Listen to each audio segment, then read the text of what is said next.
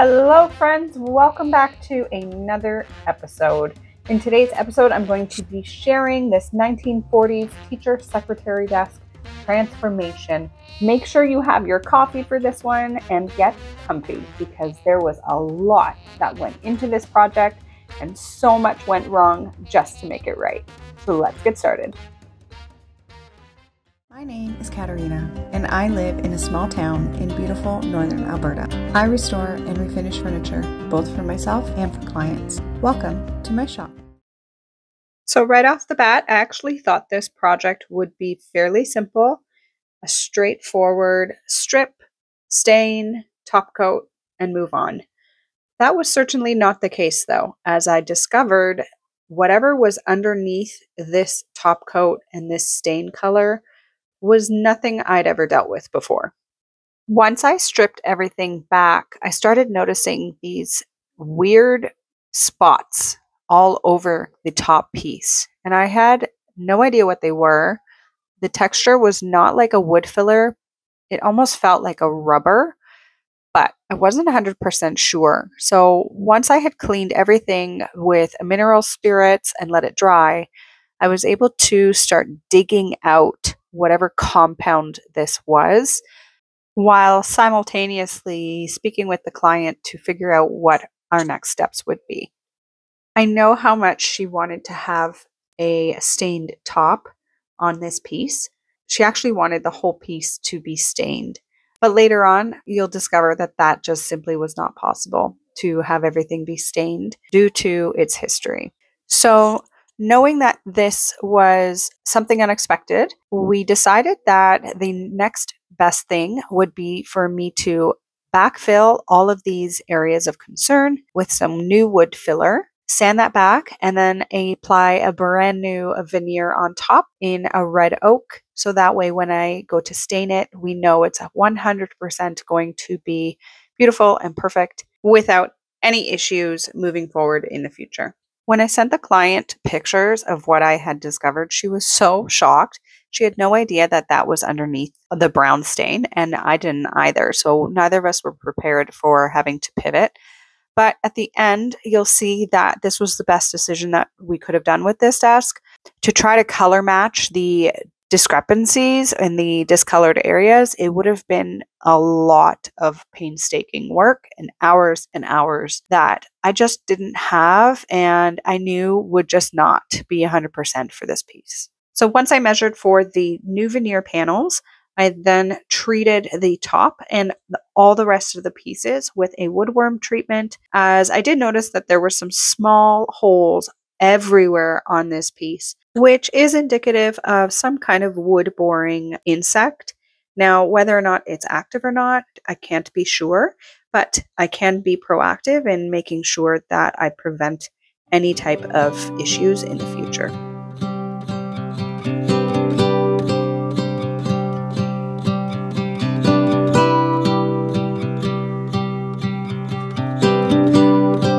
Hope we don't fail to see the beauty of being free. Don't forget what you love the most. I just wanna keep you close, so we have to give it one more try before the idiots are taking over. They're caught up in the race of wanting more, and we can tell one from the other. No one can tell you what they're running from. No one knows anymore. What's it for? After cleaning it, treating it, stripping it back, this is what I'm left with.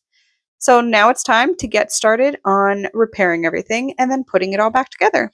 Several of the drawers had completely fallen apart. I'm just using my carbide scraper to remove any of the old glue that may be left over, so that way it's a nice clean surface for the wood glue to adhere to. There were a couple of repairs that needed to be done to this drawer and some sanding with a 120 grit sandpaper, and then this drawer was ready to be put back together.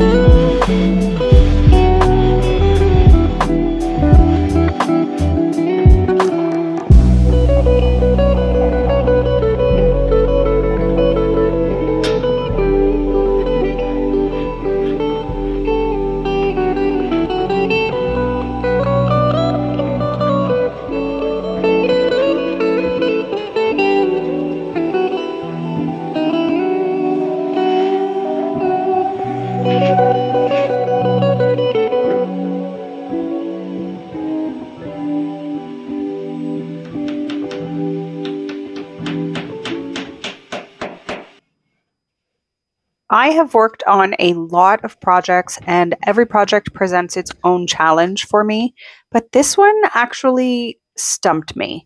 I'm using oxalic acid here. The bleach was not even absorbing into the wood. That really struck me and really made me stop and think, okay, there's something wrong with this piece. I need to talk to the client. So this project has undergone a couple of pivots already, and for good reason. One, when I first got this project, I was not aware that it had been in a train station majority of its life. So all of this smoke and this dark just pigmentation in this piece is coal smoke. So that's why this is not coming out.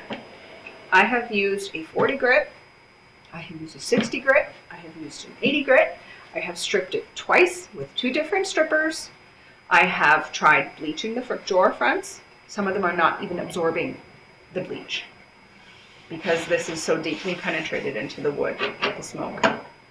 And I've spoken with the client, and we are going to pivot to a black painted bottom, and because I'm veneering the top will be a stain.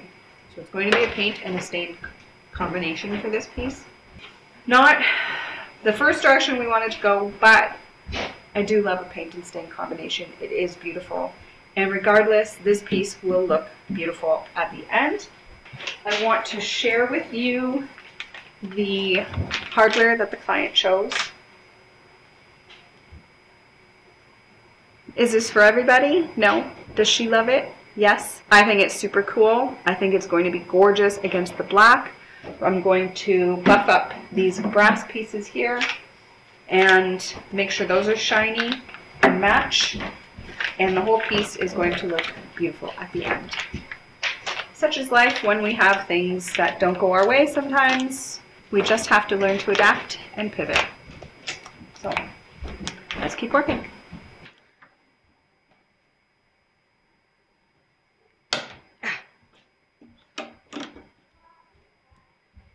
To remove these, there's these tiny little screws. Here's another example of one. And then pull it off.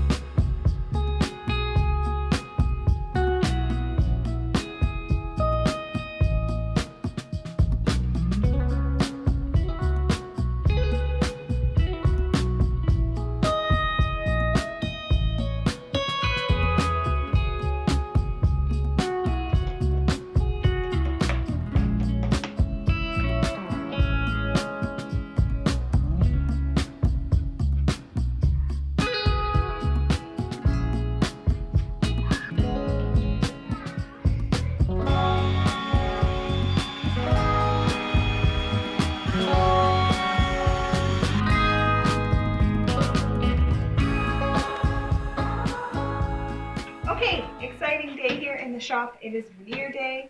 So this is the top to the secretary desk, and well, it's a state. So everything was filled, peeled back, all that gunk that was in there was removed. I have gone ahead and filled it with some wood filler and sanded it back so everything is now nice and smooth. So when I go to apply this new sheet, there won't be any weird indentations that you feel along the way.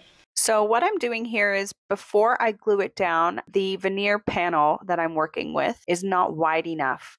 And so I need to make a template out of the two sheets here. I recognize that I have multiple seams that will be left over at this point once everything is glued down. I rectify the situation later on. Now that I've got the template all set up, I am ready to pour the contact cement onto the top of the tabletop and onto the back of the veneer sheets. I let that dry for about half an hour until it goes completely clear on both sides. And then I can attach the veneer panels onto the tabletop so that way the two glued surfaces adhere together. Once that's done, I then apply as much downward pressure onto the top of the tabletop so that way everything gets glued down evenly as possible. I let this sit overnight and then prepare to complete the edge banding and then finish with sanding.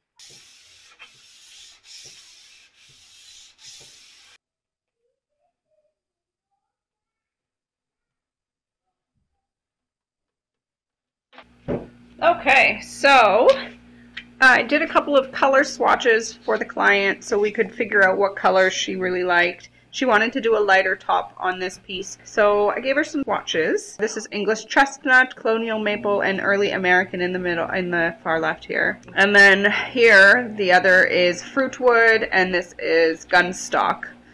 And gunstock comes out really orange, which we definitely don't want. And then Fruitwood has this beautiful natural color to it, but it's toned down, so it doesn't, it's almost muting that pinky tone that comes out with a red oak. So that's going to be the winner, and it looks so good with the gold hardware that she's got. Looks really pretty with that. And then of course we're doing a black paint. So everything goes with black, in my opinion. It's perfect for everything, for every occasion. So that's the color scheme we're going with, and I'm very excited to get started on this. After I did the initial stain color, I was not happy with being able to still see the seams between the two panels. But you will see in the end that I ended up creating a faux wood panel look on top of the veneer by slicing into it in different spots, so that way it appeared that there were several planks of wood on top of this top instead of just a single sheet of veneer. I sealed everything using my BeautiTone Block It Primer tinted with a little bit of black before I went ahead and painted. I then made a drawer template using cardboard, so that way I knew all my hardware would be lined up perfectly and there would not be any issues when I went to install it.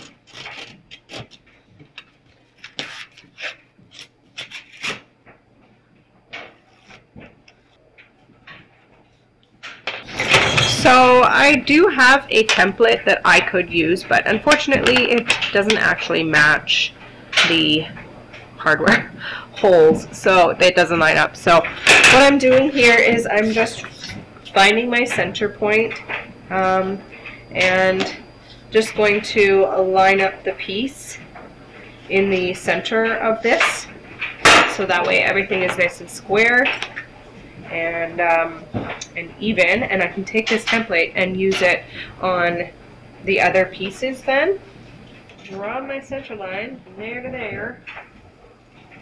This little demarcation here is actually bang right in the middle. So what I'm going to do is line that up to my line here and then bring these center holes down to where I can see the vertical lines or the horizontal lines on either side. So I don't want to drill too big of a hole because I want the screw to have enough bite to clamp into the wood. So from here, just going to do a small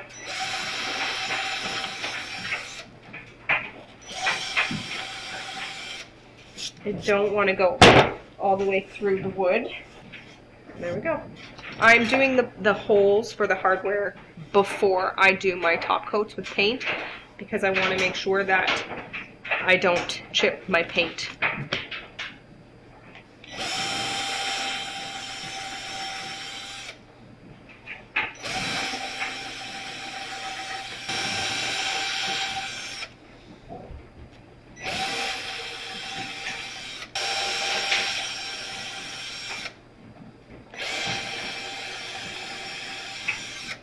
These keyholes were not original to the piece, and they were added, and they were not added in the center where they should be. So that's the center line right there, and the keyhole is to the left by about 3 millimeters, 4 millimeters. So I can't leave a piece like that. That would be ridiculous. Come all this way to make something beautiful just to leave something like that.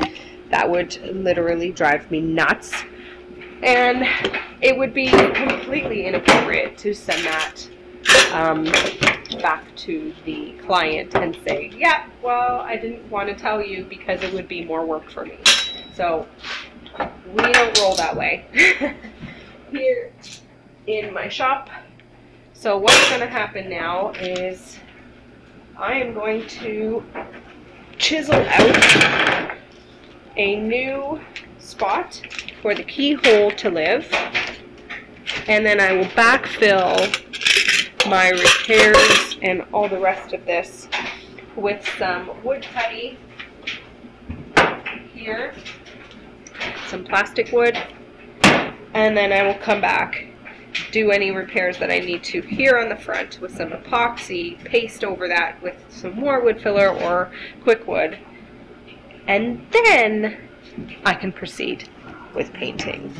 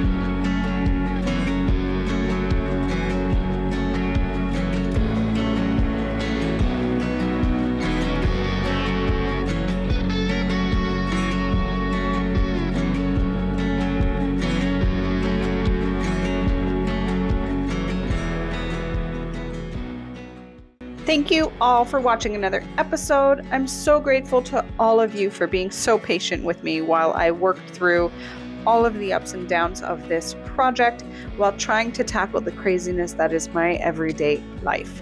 Please, if you enjoyed this video, like, comment, share it amongst your friends and family, and subscribe. Links for products that I used in this video and buying me a coffee even are in the description below. I'll be back in 2 weeks with another episode. Until then, please check out some of my other transformations, and I look forward to seeing you guys soon. Bye for now.